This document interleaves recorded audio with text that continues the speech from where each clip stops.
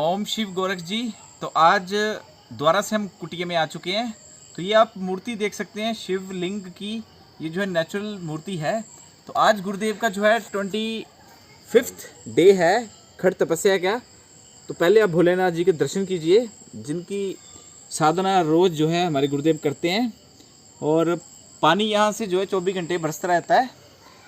तो आइए चलते हैं गुरुदेव के पास, जानते हैं उनका क्या हाल है और जो है 25वां दिन उनका जो है कैसे व्यतीत हो रहा है। तो वो हम देखते हैं, आइए। प्रणाम गुरुदेव। प्रणाम जी, कैसे हैं ओम आप? शिव गोरख। ओम शिव गोरख। हम बढ़िया, आप बताएं। बस हम भी खुश हैं, आप खुश तो हम भी खुश। जी जी जी। तो कैसे चल रही है आपकी खड़ तपस्या? बस ठीक है। कोई समस्या? नहीं, समस्या से तो लड़ना ही है। हाँ, तो आइए पैर देखते हैं गुरुदेव के कि क्या हाल है पैरों के, क्या स्वेलिंग है। तो बिल्कुल जी, स्वेलिंग में अब काफ़ी फ़र्क लग रहा है, थोड़ा सा पहले से थोड़ी सी कम तो हुई है और स्वेलिंग जो है ऊपर जा चुकी है। तो ये आप देख सकते हैं ऊपर की ओर काफ़ी बढ़ रही है। दूसरे पैर में भी आप देख सकते हैं, ये देखिए यहाँ तक पहुँच चुकी है स्वेलिंग। तो यहाँ से अब ज़्यादा थोड़ा बढ़ चुकी है। तो गुरुदेव कोई विशेष समस्या आई हो आपको इस दौरान? समस्या तो कुछ नहीं है, पर संघर्षी जीवन है। संघर्षी जीवन है, ये तो झेलना पड़ेगा। ऐसा है, रो के झेल लीजिए या फिर हंस के झेल लीजिए। बिल्कुल बिल्कुल बिल्कुल बिल्कुल तो यही है बस। तो गुरुदेव, काफ़ी लोगों के कमेंट आ रहे थे कि जो आज की युवा पीढ़ी है वो डिप्रेशन में काफ़ी जा रही है।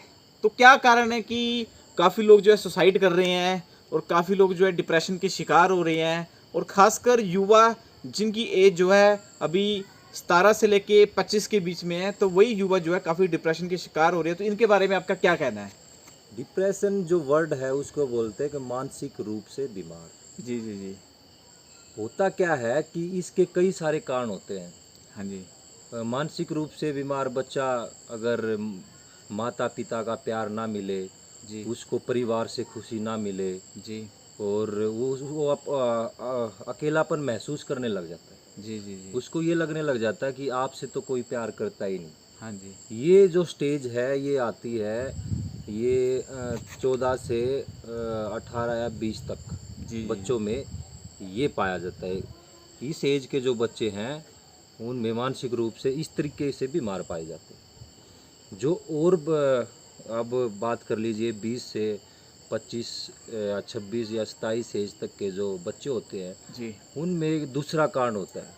दूसरा कारण क्या होता है? जब हम किसी काम को करने के लिए एक लक्ष्य बनाते हैं और जब हम घर से निकलते हैं उस लक्ष्य की प्राप्ति के लिए, तो होता क्या है, जब हम एक नई सिटी में जाते हैं, नए लोगों से मिलते हैं, नए कॉलेज में जाते हैं, कोई डॉक्टर की पढ़ाई करने के लिए जाता है, कोई स्पोर्ट्स में जाता है, कोई मतलब राजनीतिक कैरियर में जाता है, कोई मतलब फिल्म लाइन में जाता है।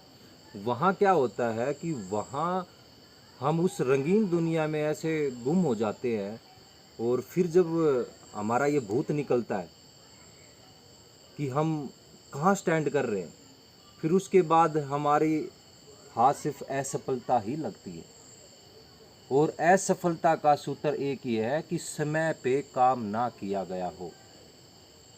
क्योंकि वो स्टूडेंट उस रंगीन दुनिया में गायब हो जाते हैं और उसके बाद जब उनको घर वाले पिंच करने लग जाते हैं, रिश्तेदार पिंच करने लग जाते हैं, दोस्त यार पिंच करने लग जाते हैं, तब उनको ये लगता है कि तुमने तो कुछ प्राप्त ही नहीं करा। फिर उनके सामने स्टेज यही आती है। कुछ स्टूडेंट तो क्या होते हैं कि कुछ नौजवान थोड़े से मेंटली रूप से स्ट्रोंग होते हैं, वो उस चीज़ को झेल लेते हैं, और कुछ स्टूडेंट्स या कुछ युवा ऐसे होते हैं उस चीज़ को झेल नहीं पाते। बिल्कुल फिर बुराई के रास्ते पे चलने की इच्छुक हो जाते हैं। बिल्कुल बिल्कुल। कोई आत्महत्या करता है, कोई मतलब फांसी लगा के अपना जीवन नष्ट करता है, कोई नशे में पड़ जाता है, कोई रेल के नीचे आके कट जाता है। मतलब उनका पूरा फोकस ये रहता है कि मुझे अपना जीवन नष्ट करना है। तो इससे बचने का कारण एक ही है कि एक तो समय पे काम करो जी। और जो समाज में बुराइयां हैं, जो आसपास की आपके आसपास जो दोस्त यार हैं, सबसे पहले उस माहौल को पहचानो कि आपके पास कैसा माहौल है, आपके दोस्त यार कैसे हैं, आपके मतलब पास रहने वाले या रिश्तेदार वो आपसे कैसी बातें करते हैं, वो आपको मतलब हौसला देते हैं या आपको वीक करते हैं या आपसे जेलस करते हैं। तो ऐसे व्यक्तियों से बचें और सबसे बड़ा कारण ये है, अगर इससे मानसिक रूप से अगर तुमने स्ट्रोंग होना है तो उसका एक ही फार्मूला है, वो फार्मूला है मेडिटेशन, जिसको बोलते हैं ध्यान। आप अपने जीवन में उतारें इसको, आध घंटा ध्यान लगाएं और जिस भी इष्ट देव का आप नाम लें उसको बड़े शिद्दत से मतलब उसको पुकारें। फिर क्या होता है कि वो आपको मेंटली रूप से प्रिपेयर करता है, मेंटली रूप से आपको स्ट्रोंग करता है। और फिर आप निसंदेह समाज में जब आप निकलते हैं तो बहुत सारे युवाओं से अलग पाते हैं अपने आप। बिल्कुल। उस वक्त भगवान भी आपका साथ देता है। और रही दूसरी बात, सबसे बड़ा इसमें समाज का रोल होता है। समाज इतना उसको ताने मारता है और समाज इतना उसको गिल्टी फील करवाता है, ये तो इसलिए घर से निकलना उनका मुश्किल हो जाता है, दुभर हो जाता है। इसलिए समाज से तुम नहीं हो, तुमसे समाज है। ऐसे व्यक्तियों से बचे, चाहे वो समाज हो, चाहे अपने हो, चाहे कोई भी हो। अगर आपको उस समय पे अगर वो हौसला नहीं दे सकते तो उसको छोड़ दें और रिश्ता ही छोड़ दें। जी। ये बड़ा ध्यान का विषय है और थोड़ा सा ध्यान लगा के सुने। बाकी hard work is the key to success. बिल्कुल जी, आपको पता है कि जो हार्ड वर्क होता है यानी कि कठिन परिश्रम, उससे इंसान कुछ भी अचीव कर सकता है। तो आप गुरुदेव की एग्जांपल ले लीजिए, तो गुरुदेव भी अब आज उनका 25वां दिन है तपस्या का, तो ये भी एक प्रकार का हार्ड वर्क है। तो ये 25 दिन हो गए रेगुलर दिन रात इनको खट तपस्या करते करना हुए चाहते हैं जी। और बड़ी अहम बात है, मैं ये कहना चाहता हूँ, जो आदमी अपने जीवन को ऐसे नष्ट करते हैं तो भगवान भी बड़ा निराश होता है उनसे। जी। वहाँ भी जाके उनको सजा मिलती है। बिल्कुल, क्योंकि ये जीवन है, ये भगवान ने आपको दिया है, बहुत मुश्किल से ये कुछ करने के लिए दिया है। इंसान की योनि को प्राप्त करने के लिए तो देवता भी तरसते हैं। बिल्कुल। इसलिए अपने दिमाग को मजबूत रखें। और सबसे बड़ा इसमें पॉइंट है कि आप फिजिकल फिट होना बहुत ज़रूरी है। बिल्कुल, आप सुबह वॉक जाएं, आप जिम करें, तो उससे क्या होता है, अपने आपको आपके माइंड को एक पावर सी मिलती है, आत्मविश्वास मिलता है। जब आपकी बॉडी में एक एनर्जी होती है तो बार बार आपको समझ आती भी है।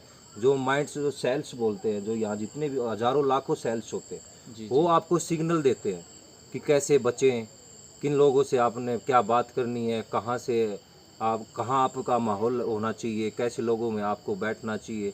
तो ये सारी चीज़ें हैं, ये जब आप ध्यान लगाएंगे तो आपके रूबरू होने लग जाएंगी। पर इसके लिए हार्ड वर्क करना ही पड़ेगा। देखो, सफलता का कोई शॉर्टकट रास्ता नहीं होता। नहीं होता। देखो, आने वाले दुखों से अच्छा है ये दुख झेलने जी। इनको झेले। और ये तो कामचोरों की बातें होती हैं जो आत्महत्या करते हैं, क्योंकि वो अपना समय पहचानते नहीं है। बिल्कुल। और फिर वो उनके हाथ निराश लगती है, वो सफल नहीं हो पाते, जिसके कारण से उनके आसपास के दो दोस्त यार हैं या कोई रिश्तेदार हैं, वो एक अच्छी ज़िंदगी जी रहते हैं।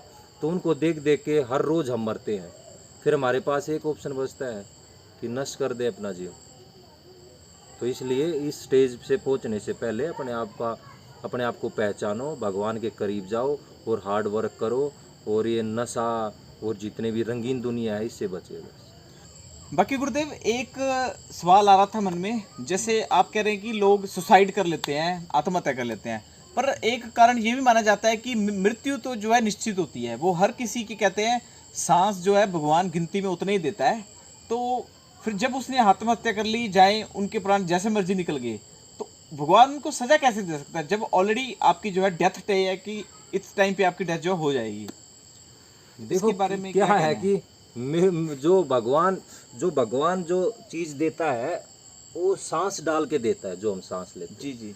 और दूसरी बात क्या है कि अगर आप जबरदस्ती मृत्यु के मुंह में आ डालेंगे तो आएगी। अब आपको उदाहरण देता हूँ, मान लो कि कोई रेलगाड़ी आगे से आ रही है और किसी ने जानबूझ के उसके आगे खड़े हो गए जी, तो क्या करेंगे? तो भगवान ने थोड़ा बोला है तू रेल के आगे खड़े हो जा, तो उसने खुद ही तो जीवन नष्ट किया। तो इसलिए क्या है कि वो एक हठी हो जाता है कि मुझे तो मरना ही है। और जिसने ठान लिया कि मैं मरूंगा तो उसको कोई बचा भी नहीं सकता। बिल्कुल। भगवान ने थोड़ा ही मारा है, भगवान ने थोड़ा ही तुम्हें असफल सिद्ध किया है, तुम्हारे कर्मों ने तो किया है। इसलिए जानबूझ के, ये पत्थर है, मैं उठा के आपके सिर में मार दूं, बिल्कुल, तो ये क्या भगवान ने लिख रखा था पत्थर लगेगा? नहीं, मैंने अपनी इच्छा से मार दिया ना, जबरदस्ती मारा ना, ये तो जबरदस्ती की हुई ना मौत। बाकी बिल्कुल जी, अब हम कहना चाहते हैं कि actually I have also 10 year teaching experience. तो मैं अपना एक्सपीरियंस शेयर करना चाहता हूँ। तो मैंने 10 साल बच्चों को पढ़ाया है। पहले मैं बैंकिंग, एसएससी, रेलवे जो है कॉम्पिटिटिव एग्जाम में जो है कोचिंग सेंटर में रीजनिंग सब्जेक्ट का टीचर था, जीएस सब्जेक्ट का टीचर था, मैथ का टीचर था। तो यूट्यूब पे मैंने काफ़ी वीडियो भी डाली हुई हैं। तो इन शॉर्ट मैंने अपनी ज़िंदगी में काफ़ी कुछ सीखा है कि अगर आप हार्डवर्क करते हैं ना ईमानदारी से, तो वो कभी व्यर्थ नहीं जाता।